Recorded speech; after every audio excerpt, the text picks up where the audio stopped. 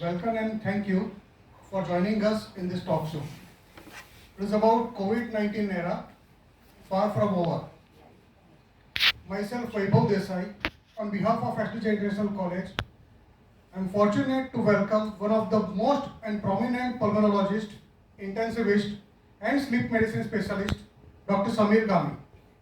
Dr. Gami is the first one who started ECMO program in entire South Gujarat. We wholeheartedly welcome you, sir. Most welcome. Thank you. Thank you very much. It's my pleasure to be here. It is my indeed privilege, and he is once again well known for his personal touch and warmth in the patients and accurate diagnosis. Let me share a personal experience with Dr. Gami. One of our most senior most professor, her dad was facing a problem. He was having some nodules in lungs.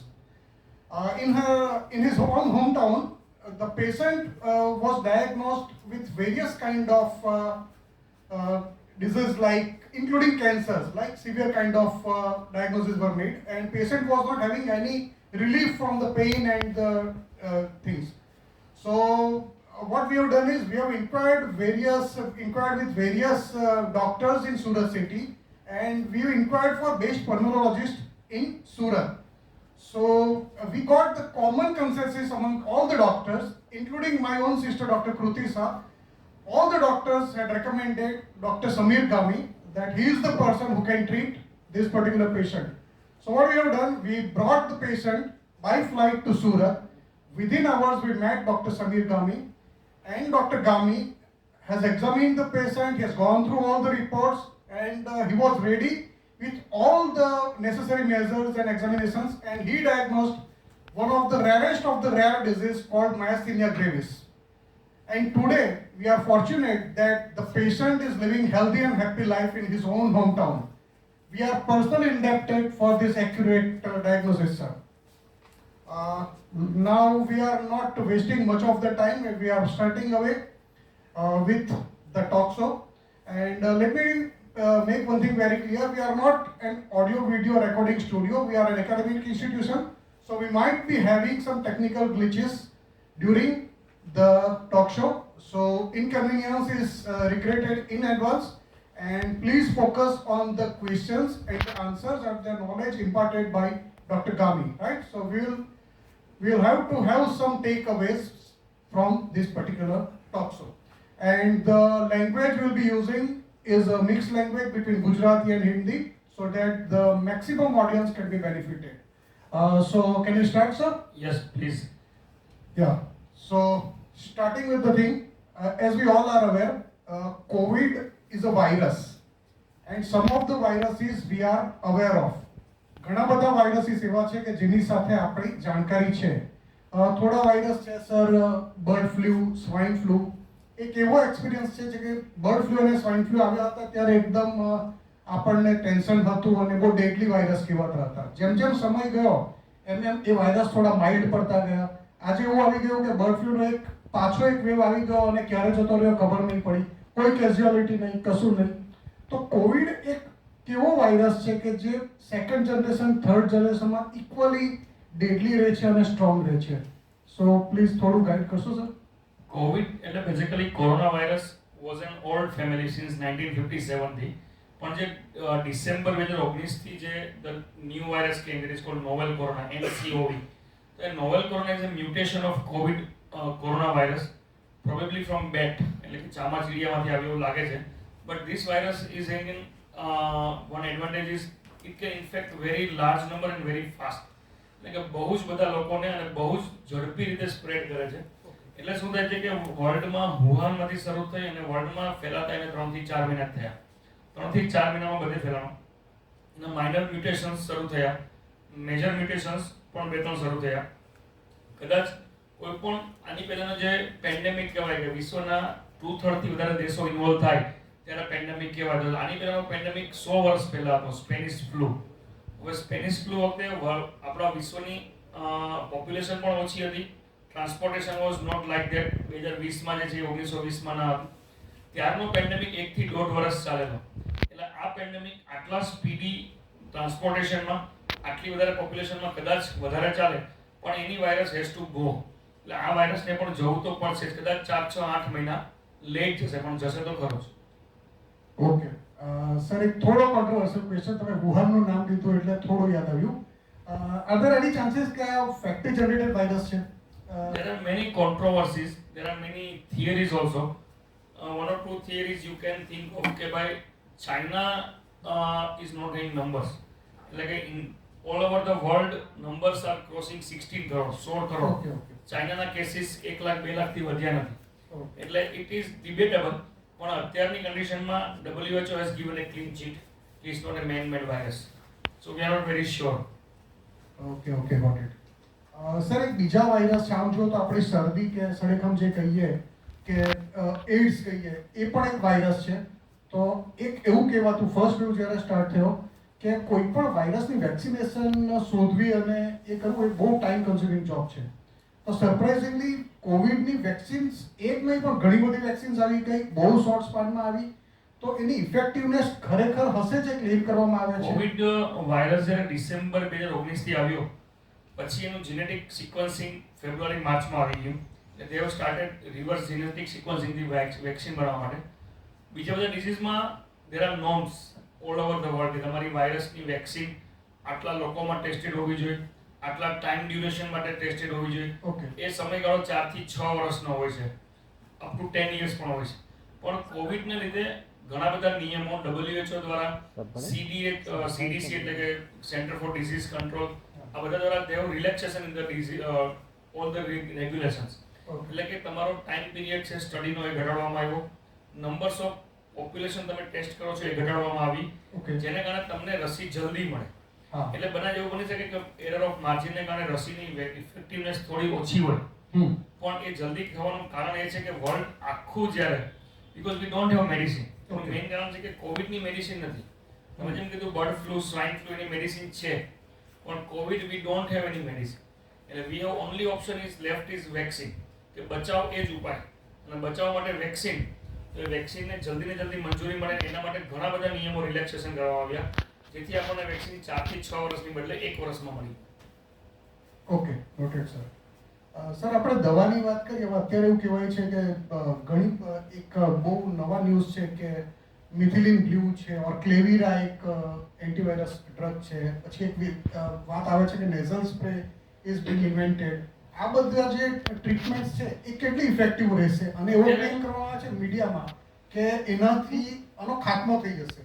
તો અત્યારે જે antiviral આપણી પાસે available છે બે છે કોવિડની સામે. એક છે ફેવિપિરાવિર કે જે ફેવિફ્લુ દવા આવે, અને સેકન્ડ છે રેમડેસિવિર. આ બંને અત્યારે એન્ટીવાયરલ છે.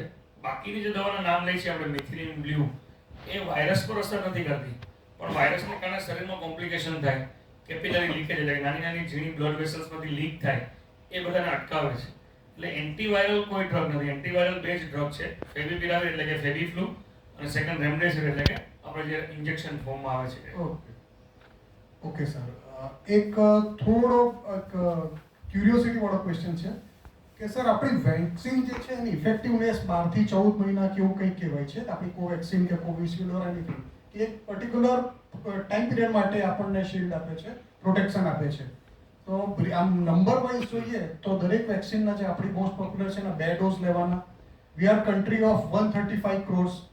સો ઇનફેક્ટ એક એવું એક આવે કે આપણે જો કોવિડથી પરમેનન્ટ રિલીફ જોઈતી હોય તો every year we have to manufacture 270 crores of vaccines and we have to vaccinate this number of peoples. જ્યારે કે અત્યારે આપણે છેલ્લા 6 મહિનામાં 1 crore 2 crore પર પહોંચતા બધા જ હાફી ગયા છે, 12 crore. તો આપણે કઈ રીતે આને પહોંચી વળીએ? હું બધાને જણાવું સૌપ્રથમ કે વેક્સિન એટલે શું. વેક્સિન એટલે કે વાયરસમાંથી અમુક પાર્ટ લેવામાં આવે, પ્રોટીનનો, અથવા વાયરસને ડેડ કરવામાં આવે, એ વસ્તુ તમારા શરીરમાં ઇન્ટ્રોડ્યુસ કરવામાં આવે. ઇન્ટ્રોડ્યુસ કરતી તમારા શરીરમાં એન્ટીબોડી બને. આ એન્ટીબોડી તમને ભવિષ્યમાં જ્યારે સાચો વાયરસ તમારા સંપર્કમાં આવે ત્યારે તમને એ રોગ થવા દે નહીં. એ basically it's a preventive measure. હવે વાયરસની જે વેક્સિન છે એનો તમે જ્યારે ફર્સ્ટ ડોઝ લો ત્યારે એન્ટીબોડી એટલે કે ઇમ્યુન રિસ્પોન્સ જનરેટ થાય. એટલે ફર્સ્ટ ડોઝ પછી સ્લો અને વીક હોય, એટલે કે ઓછા પ્રમાણમાં હોય અને ધીમો હોય. પછી તમે 28 થી 42 દિવસ પછી જ્યારે લો ત્યારે it's an huge and long standing આવે, એટલે કે વધારે પ્રમાણમાં અને લાંબો સમય આવે. એટલા માટે 2 ડોઝ આપવામાં આવે છે. હવે તમારો વાયરસની લાસ્ટ યરમાં તમે જેમ કીધું એમ બહુ ફાસ્ટ વાયરસ આવી છે, વેક્સિન આવી છે, તો વેક્સિનની ઇફેક્ટિવનેસ અત્યારે 1-1.5 વર્ષ જણાય છે. It's two early to say. કદાચ એવું પણ બને કે 3, 4, 5 વર્ષ પણ ચાલે. અને જો વાયરસ પોતાની જાતને બદલે નહીં તો કે તમારે નેક્સ્ટ ડોઝ લેવો પણ ના પડે. એટલે અત્યારે સેકન્ડ ડોઝ લેવો કે નહીં, નેક્સ્ટ યર લેવો કે નહીં, એક ક્વેશ્ચનનો આન્સર કોઈ પાસે નથી. એક ક્વેશ્ચનનો આન્સર ત્યારે જ આપણને મળશે કે જ્યારે વાયરસ પોતાની જાતને ચેન્જ નહીં કરે અથવા કરશે, એ આપણને ખબર પડે. તો વાયરસના અને વેક્સિનના 2 ડોઝ લેવાના, 0 અને 28 ડેઝ અને 42 ડેઝની વચ્ચે. અને એની ઇફેક્ટિવનેસ 1 થી 1.5 વર્ષ અત્યારે માનવામાં આવી રહ્યું છે, પણ કદાચ વધારે પણ હોય અને કદાચ એવું બને કે તમને બીજી વાર ડોઝ લેવાની જરૂર પડે પણ. સેકન્ડ ક્વેશ્ચન તમારો કે આપણે 138 કરોડ છીએ, you don't need to vaccinate whole the population. તમારી જ્યારે 40 થી 50% પોપ્યુલેશન વેક્સિનેટ થઈ જાય ત્યારે હર્ડ ઇમ્યુનિટી આવે, એટલે કે વાયરસનો ફેલાવો અટકી જાય અને ધીમે ધીમે તમારો ડિસીઝ નાબૂદ થાય. પોલિયો માટે તમારે 100% ને વેક્સિનેટ કરવાની જરૂર નથી, શીતળા માટે, મમ્સ માટે 100% ની જરૂર નથી. You need 40 to 50% population. એટલે તમે જ્યારે 40 થી 50% લોકોને વેક્સિનેટ કરી શકશો ત્યારે તમારો ડિસીઝ વાયરસનો પેન્ડેમિક એન્ડ થવા મળશે. ઇઝરાયલ અને UK they have almost reach that level. એટલે યુકે માં it's almost ending of corona virus. ઇઝરાયલમાં if you vaccinated both the times તમારે માસ્ક પહેરવાની પણ જરૂર નથી. એટલે India is a huge country, so it will gonna take time, પણ એ ધીમે ધીમે એ પણ અચીવ થશે. Okay, thank you sir. Sir એક બીજો ક્વેશ્ચન છે કે આપણે એક ફર્સ્ટ વેવ હતો કોવિડનો, અત્યારે we are facing second wave. હવે ફર્સ્ટ અને સેકન્ડ વેવની વચ્ચે આપણે ન્યૂ નોર્મલમાંથી એકદમ ઓરિજિનલ નોર્મલ લાઈફસ્ટાઈલ પર આવી ગયેલા, મોર ઓર લેસ આવી ગયેલા વી કેન સે. અને વી કેન સે કે આપણે થોડી વધારે પડતી લિબર્ટી લઈ લીધી એક પીરિયડમાં. તો ત્રીજી વેવને અટકાવવા માટે અને બીજી વેવ જલ્દી પતાવવા માટે આપણે રાધર દેન બ્લેમિંગ ગવર્મેન્ટ, આપણે નોર્મલ સિટીઝન તરીકે શું કરી શકીએ અને બીજી વેવનો ડેફિનેટ એન્ડ ક્યારે આવશે? આજે જ એક ન્યૂઝ આઇટમ છે કે ડિસેમ્બર 2021 પહેલા બીજી વેવનો એન્ડ નહીં આવશે, then will be facing third wave and so on. તો બીજી વેવનો અંત જલ્દી આવશે, ડિસેમ્બર સુધી નહીં ચાલે. મે બી by next 1 month or 2 month આવશે, કારણ કે જે વેવનો સ્પાઇક તમે જુઓ, it is going high very speedily. એટલે કે 15 થી 20 દિવસમાં જ reach to peak. Now we are in a peak. પણ India is a huge country, એટલે કે સુરત પીકમાંથી નીચે જવા માંડ્યું, અમદાવાદ પીક પર છે, રાજકોટ પીક પર જવાની તૈયારી છે. એ જ રીતે અલગ સ્ટેટના અલગ પીક છે. એટલા માટે આખું ઇન્ડિયાનો પીક જઈને નીચે ઉતરશે એને 1 થી 1.5 મહિનો થશે. એટલે સુરત અત્યારે પીકમાંથી નીચે જવા માંડ્યું છે because of huge diversity in our geography also. આપણો દરેક સિટીનો પીક અલગ અલગ આવે છે, પણ ફર્સ્ટ વેવ કરતાં આનો પીક જલ્દીથી પૂરો થશે. કારણ કે ફર્સ્ટ વીકમાં વી હેવ સ્ટ્રિક્ટ લોકડાઉન. આપણી બોર્ડર સીલ હતી, સુરત સિટીની બોર્ડર સીલ હતી, બારડોલીથી મને સુરત આવવું તો નહીં આવી શકે. પછી ધીમે ધીમે ખોલી એટલે સુરતમાંથી પછી બારડોલી ગયો. આ વખતે કેવું છે કે બધું જ સેમ છે, એટલે આખા ગુજરાતમાં ઓલમોસ્ટ પીક 5-7 દિવસના ગેપમાં બધા સિટીમાં ચાલી રહ્યો છે. એટલે એ જલ્દીથી પૂરો પણ થશે. હવે બીજા વેવ પછી ત્રીજો વેવ આવશે કે નહીં, it's very difficult to answer because virus will change. Virus પોતાની જાતને ચેન્જ થોડો કરશે. હવે આ બીજા વેવ અને ત્રીજા વેવની સંભાવના વચ્ચે sorry to disturb sir, change કરશે એટલે વધારે ડેડલી બનશે? નહીં, યુઝ્યુઅલી એ માઇલ્ડ પણ બની શકે. ઓકે, એટલે અત્યાર સુધીની ટેન્ડન્સી એવી છે કે virus will get milder day by day, rather than become deadlier. જેમ વાયરસ બોડી પર અસર કરે એમ બોડી પણ વાયરસ પર અસર કરે. એટલે એક માણસમાં વાયરસ આવે, એ વાયરસ માણસને બીમાર કરે, એ માણસ પણ વાયરસને બીમાર કરે અને એ વાયરસ પછી બીજા માણસમાં જાય. એટલે સ્લોલી વાયરસ પણ માઇલ્ડર થતો જશે. પણ ત્રીજો વેવ જો આપણે વેક્સિનેશન એઝ યુ સે એટલે આપણે 12 થી 16 કરોડ 16 કરોડ વેક્સિનેટ થઈ ચૂક્યા છે અત્યારે. એ 16 કરોડનો આંકડો આપણે 46 કરોડ કે 50 કરોડ લઈ જાય નેક્સ્ટ 4 મહિનામાં, તો પછી કદાચ આપણે સેકન્ડ વેવ થર્ડ વેવ આવશે પણ નહીં. Is it achievable, sir? 45 crore 50 crore આજની સિચ્યુએશન એટલે જાન્યુઆરી ટુ એપ્રિલમાં we have vaccinated 16 crore. So now from May to August September if you have more supply then it is not like અત્યાર સુધીમાં આપણી પાસે બે જ વેક્સિન છે, કોવિશિલ્ડ અને કોવેક્સિન. રાઈટ. કોવિશિલ્ડ કોવેક્સિન પછી સ્પુતનિક આવશે, ફાઇઝર આવશે અને આપણી ઓન ઝાયડસની ઝાયકોવિડ આવશે. ઓકે, એટલે we have 3 more vaccine. Okay, એટલે બે વેક્સિનની જગ્યાએ આપણી પાસે 5 વેક્સિન હશે, તો 16 કરોડની જગ્યાએ આપણે 80 કરોડ પર પહોંચી પણ શકી. Okay sir. Second part sir, આપણે નોર્મલ સિટીઝન તરીકે શું કરી શકીએ? That's a universal formation. You have to like what we would maintain the distance of 6 feet. That you have to maintain a distance of 6 feet whenever you are going in a public place. Okay. You use your sanitization Okay. and mask when you are in a crowded place. So that we can do. Okay. અને બીજું કે અત્યારે પણ as you said કે near normal આપણે we will it's like an rebounds. કે આપણે જે લોકડાઉનમાં ઘરમાં રહ્યા હતા it got rebounds કે તમે ડેસ્ટિનેશન જોવો ગોવા જોવો સૌરાષ્ટ્ર જોવો તો it was fuller than what it was in without COVID. એટલે કે બધી હોટલ વધારે બુક હતી. હા હા. એટલે we will rebounds from our new normal to normal. એટલે આપણે એટલીસ્ટ rebounds નહીં કરીએ, normal થી થોડું ઓછું રાખીએ. આ બે વસ્તુ અને vaccination, these three will prevent the third wave. ને વધારે પડતી ફ્રીડમ એન્જોય ના કરીએ. Yes. અને સર આને જ રિલેટેડ એક ક્વેશ્ચન હતો. આપણું સુરત એક સેમી મેટ્રોપોલિટન સિટી જ છે. આમ જુઓ તો આપણા ટેક્સટાઇલ અને ડાયમંડમાં આમ જુઓ તો ઓરિસ્સાથી, યુપીથી અને બિહારથી મોસ્ટ ઓફ ધ આપણા મજદૂરો આવે છે, વર્કર્સ આવે છે. તો અત્યારે બધા હોમ ટાઉન ગયા છે. સુરત જેવું નોર્મલ થશે તો ત્યાંથી પાછા એ લોકો રિટર્ન થશે અને કદાચ એને લીધે કોઈ ચાન્સ ખરો કે પાછું first wave માં it was huge migration.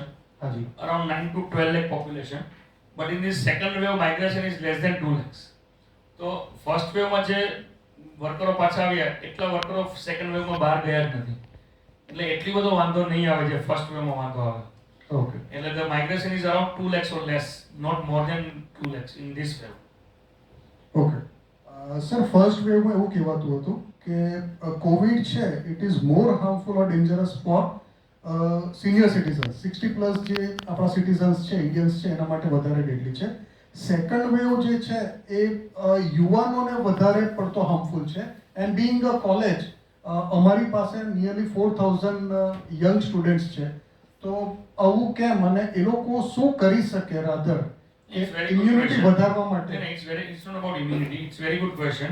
કે તમે જો first વેવમાં there are more elderly and there are more medical persons.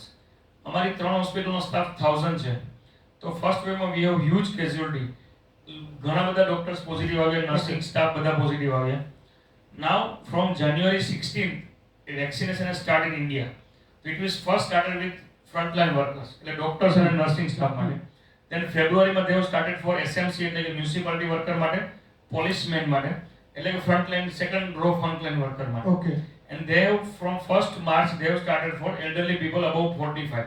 Okay. એટલે એપ્રિલ સુધીમાં the vaccinated population જે આપણે વાત કરી 12 થી 16 કરોડ, એ 16 કરોડ વેક્સિનેટેડ પીપલ મેડિકલ્સ છે, પેરામેડિકલ્સ છે, ફ્રન્ટલાઇન વર્કર છે અને એલ્ડરલી છે. ઓકે. એટલે young population is not vaccinated all. એ તમે રિઝલ્ટ જોઈ રહ્યા છો કે અત્યારે યંગ પોપ્યુલેશન વધારે હોસ્પિટલમાં છે, વધારે આઈસીયુમાં છે, because they are not vaccinated. એટલે અમારી હોસ્પિટલમાં 1000 માંથી અત્યારે 20 લોકો પણ પોઝિટિવ નથી, we are less than 2%, because everybody else is vaccinated. એટલે જો યંગસ્ટરને જ્યારે પણ આપણે ટર્ન મળે, જ્યારે પણ વેક્સિન અવેલેબલ થાય, યુ વેક્સિનેટ યોરસેલ્ફ. ઓકે. એટલે એનું કારણ ઇમ્યુનિટી નથી, એનું કારણ છે કે elderly population are more vaccinated than young. Okay, that is the reason why That is the reason. That is the reason. Okay. Sir એક બીજો ક્વેશ્ચન છે કે આ બીજો વેવ ચાલે છે તો ત્રીજો વેવ એપ્રોક્સિમેટ ક્યારે આવી શકે, કેટલો ઘાતક બને, કે શું હશે કે ત્રીજા પછી ચોથો, ચોથા પછી પાંચમો, એટલે આ how far we are from end of Covid? It's difficult to answer, but as we said કે by vaccination will be high in next 3-4 months. Hope so. તો વેક્સિનેશન હાઈ રહેશે તો ત્રીજો વેવ ઘાતક નહીં આવે, it would be milder one, અથવા ના પણ આવે. ઓકે. અને જો આવે તો it will come after 6 to 9 months. એટલે આને એન્ડ થવામાં 2 મહિના અને બીજા 6 થી 8 મહિના, maybe by December to next January February. પણ એઝ આઈ સેડ કે ત્યાં સુધીમાં આપણે વેક્સિનેટ થઈ જઈએ લાર્જર પોપ્યુલેશન, ધેન ત્રીજો વેવ નહીં પણ આવે. We all pre and hope four કે ત્રીજો વેવ નહીં આવે. આમીન. સર એક હું પણ થોડો આઈટી સાઇડનો માણસ છું, એમ બીસીએ પ્રોફેસર, કોમ્પ્યુટર એપ્લિકેશનનો પ્રોફેસર છું. તો અમારે એક નવી ટેકનોલોજી શીખવાની હોય છે, નવી વસ્તુઓ શીખવાની હોય છે. Now what I am finding similarities, although your job is much more responsible and you need to be 100% accurate because you are dealing with lives, all your community. તો સર આ એકદમ નવો સ્ટ્રેન આવે છે કે કોવિડ આવ્યો, એકદમ નવો વાયરસ ઓર સમથિંગ, તો ડોક્ટર્સ કઈ રીતે એની સાથે કોપ અપ કરે છે કે તમને નોલેજ ક્યાંથી ગેઇન કરવા સમથિંગ? એટલે we have to learn from our past. And for this COVID, we have very limited fast of 1 year. એટલે કે the way I was treating patients in last June, એના કરતાં હું જુલાઈ ઓગસ્ટમાં બેટર ટ્રીટ કરતો હતો. એના પછી I was treating better in December. So it's a learning curve for everyone, not for me, for everyone. એટલે we learn from our mistake and we learn from what we did in past. તો અત્યારે Covid માટે same છે કે ભાઈ, and second thing, as you said, કે all over the world, if you see international journals, so they made every article free if your article is with COVID. Okay. So કોઈ પણ international journal, all articles about COVID are free. And India, again, as you said, we are very lacking in publishing our data. But Western world are publishing the data about COVID. So we are learning from them. But we have huge experience about COVID as compared to our Western colleagues. Sir એક unrelated question હતો. Personally મારે જાણવા 3-4 cases એવા છે કે જે Covid માટે hospitalise થયા હતા આઈસીયુમાં ઓર કોઈ પણ રીતે કે રાધર લાઈફ સપોર્ટ સિસ્ટમ પર હતા, વેન્ટિલેટર પર હતા, and they died due to cardiac arrest, heart એટેકને લીધે. તો આવું ઘણા બધા cardiac arrest is the last thing that you die. That is the last thing કે ભાઈ cardiac arrest થાય, હૃદય થાય. પણ કોવિડ ના જે બે મેઇન કોમ્પ્લિકેશન્સ છે, ફર્સ્ટ ઇઝ લંગ કોમ્પ્લિકેશન, કે જે ન્યુમોનિયા થાય છે, લંગ્સ ને ઓક્સિજન નથી મળતું. સેકન્ડ ઇઝ થ્રોમ્બોસિસ, એટલે કે લોહી જામી જવું, લોહી ગંઠાઈ જવું. That is very common with Covid. એટલે લોહી ગંઠાઈ જવું, તમારું બ્રેઇનમાં ગંઠાઈ જાય તો you get A paralysis, stroke થાય તમને. સેમ તમને હાર્ટમાં ગંઠાઈ જાય તો તમને હાર્ટ એટેક આવે. અને લંગ્સની આર્ટરી છે, લંગ્સની બ્લડ વેસલમાં ગંઠાઈ જાય તો પલ્મોનરી એમ્બોલિઝમ થાય. Okay. So this phenomenon is very common with COVID. એટલે કે કોવિડ પેશન્ટ્સમાં આ બધું બહુ કોમ્પ્લિકેશન જોવા મળે છે. ધેટ્સ વાય બ્લડ થિનર્સનો ઉપયોગ કોવિડમાં ઘણો વધી રહ્યો છે. અને કોઈ રેમડેસિવિર ઇન્જેક્શન સાથે કોઈ direct relevance? No, remdesivir has nothing to do with blood clotting. Okay. Nothing. So that is a myth. That is a myth, completely myth. Sir એક personal question but I am also suffering from this thing. Cholesterol છે મને. તો cholesterol હોય કે sugar હોય, એમણે વધારે તકેદારી રાખવી જોઈએ. They need to be more cautious about. Cholesterol તો નહીં, પણ સુગર હોય એ લોકોને વધારે, ડાયાબિટીસ લોકોને, because their immunity is down. Okay. And second thing, they easily get the COVID. And second thing, when they get the COVID, they will be at more risk for the complications. Okay. કારણ કે already એમના blood વેસલ્સમાં cholesterol જમા હોય, heart એટેકના chances વધારે હોય, plus covid will add on thrombosis. So they are at more risk for complications. That why they have to be more precautious. Okay. આપણી વચ્ચે પણ વાતમાં એક ટર્મ આવી સર, હર્ડ ઇમ્યુનિટી. અને પહેલાથી સંભળાય છે, એક વર્ષથી આપણે સંભળાય કે હર્ડ ઇમ્યુનિટી ડેવલપ થાય પછી આમ થશે, પછી That's what we said કે Now, I just want a brief kind of introduction. What is herd immunity? ક્યારે તમારા જ્યારે 40 થી 50% પોપ્યુલેશન કોરોનાના આઈધર ડિઝીઝથી ઓર વેક્સિનથી એનો જ્યારે અનુભવ કરી ચૂકી હોય, ત્યારે 40 થી 50% લોકોમાં કોરોનાના એન્ટીબોડી જનરેટ થયા હોય. That is called herd immunity. Okay. કે 50% થી ઉપર પોપ્યુલેશનમાં જ્યારે એન્ટીબોડી હોય ત્યારે તમારો કોવિડ ફેલાતો આગળ અટકી જાય. That is called herd immunity. That is herd immunity. હવે સર આ એન્ટીબોડી છે, ઘણા લોકોમાં એવું જોયું છે કે એન્ટીબોડી ટેસ્ટ આવે છે, તો ઘણા લોકો બિફોર વેક્સિનેશન પણ એન્ટીબોડીનું એમના ટેસ્ટનું રિઝલ્ટ બહુ પોઝિટિવ હોય છે અને ઘણાનું નીચું હોય છે, અને ઘણા કહે છે કે એન્ટીબોડી ટેસ્ટ તમે આફ્ટર વેક્સિનેશન લો તો એ હાઈ આવે. તો એન્ટીબોડી એટલે શું કે તમારા બોડીમાં વાયરસ એન્ટર થાય અને એની સામે લડવા માટે જે બોડી બનાવે પ્રોટીન, એને એન્ટીબોડી કહીએ. Okay. That is core antibody. ધારો કે XYZ પર્સનને કોરોના થયો તો એના 7મા દિવસ 8મા દિવસથી એન્ટીબોડી બનવાનું શરૂ થઈ જાય. And that antibody will last for 1.5 year. અત્યારે ડેટા પ્રમાણે મે બી long, because I got COVID in last June. મારામાં હજી એન્ટીબોડી જાય, check my antibody every month. Okay. So that is your antibody because of disease. Now what you ask is કે vaccine, જ્યારે આપણે vaccine લઈએ ત્યારે પણ શરીરમાં એન્ટીબોડી ડેવલપ થાય. ઓકે. એટલે એ વેક્સિન ઇન્ડ્યુસ એન્ટીબોડી છે. એટલે બંનેના ટેસ્ટ અલગ છે. એટલે કે તમે જ્યારે એન્ટીબોડી ટેસ્ટ કરાવો ત્યારે યુ ટુ બી સ્પેસિફિક કે તમે કયો એન્ટીબોડી ટેસ્ટ કરાવો છો.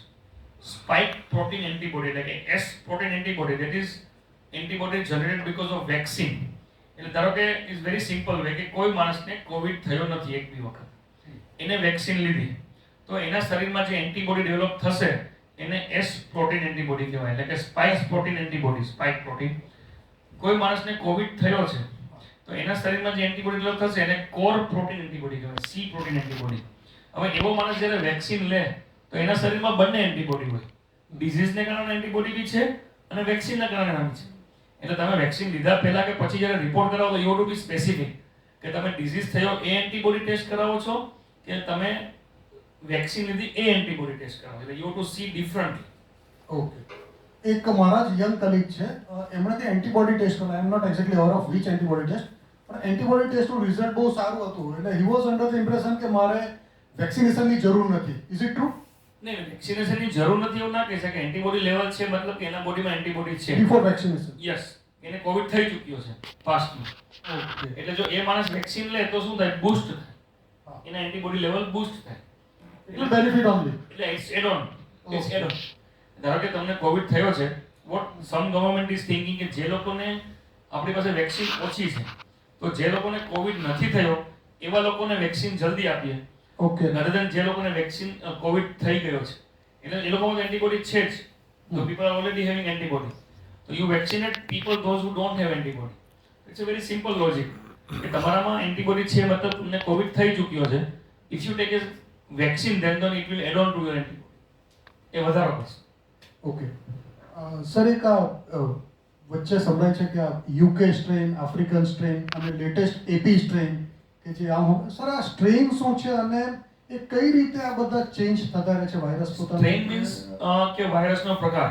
જે ઓરિજિનલ વાયરસ હતો એ એક માણસમાંથી બીજા માણસમાં જાય, બીજા માણસમાંથી ત્રીજામાં, ત્રીજામાંથી ચોથામાં, અને વાયરસમાં પણ અમુક ચેન્જ આવે. That is called mutation. એ બહુ માઇનર હોય તો વાયરસ ઓલમોસ્ટ સેમ હોય, પણ જો મેજર ચેન્જ આવે તો વાયરસ ચેન્જ થઈ જાય. તો જે યુકે સ્ટ્રેન છે એ સ્ટ્રેન કે ભાઈ ઓરિજિનલ વાયરસ હતો વુહાન સ્ટ્રેન, એમાંથી ચેન્જ થયેલો વાયરસ કે જે યુકેમાં જોવા મળ્યો, it is UK strain. Then Brazilian strain, then African strain.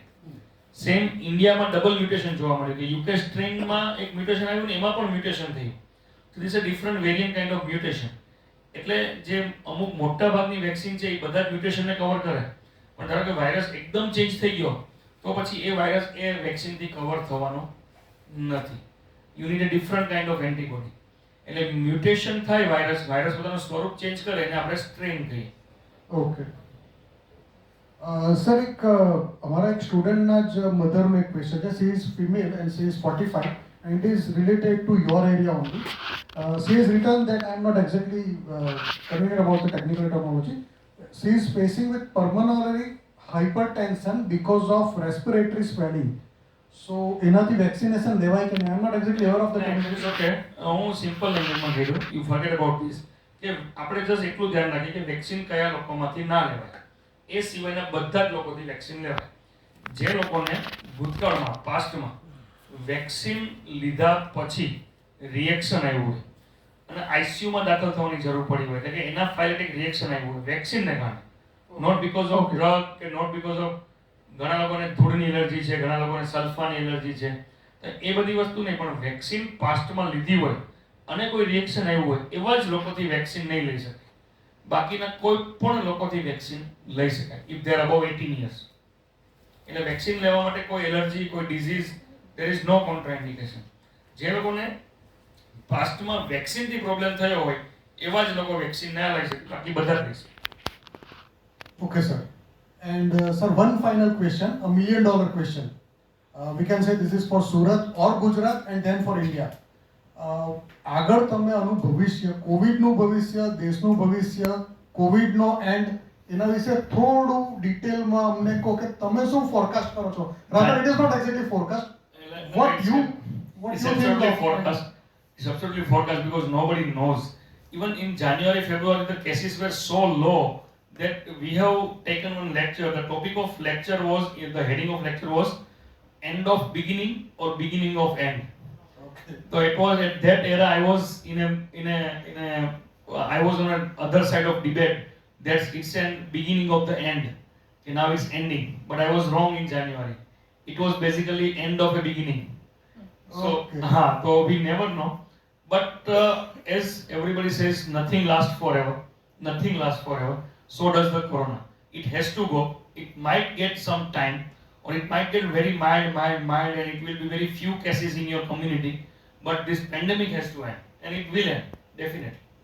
So maybe by this year end it should end, because so many Western countries are almost vaccinating themselves. Australia, UK, European Union, America, they are vaccinating like anything. So does we will do by next 6 months, maybe 1 year. but we will also vaccinate ourselves also. And we need to keep on vaccinating ourselves in future. Till how much? Then that we don't know, because if virus won't change majorly, then we don't need to repeat it. We can even get rid of with this vaccination. Yes, exactly. This is also a Exactly. possibility. Yes, exactly. Because in 2015, the swine flu was so pandemic that so many people are taking vaccine for swine flu. But we don't see swine flu that much. Though it wasn't not this higher scale like this COVID, but it was still was a higher scale as compared to other diseases. So we are not seeing any swine flu now. So this disease will also go. Okay, thanks. Thanks a lot, sir. And with the positive note, we have to be. Are we having any question? Just hold on.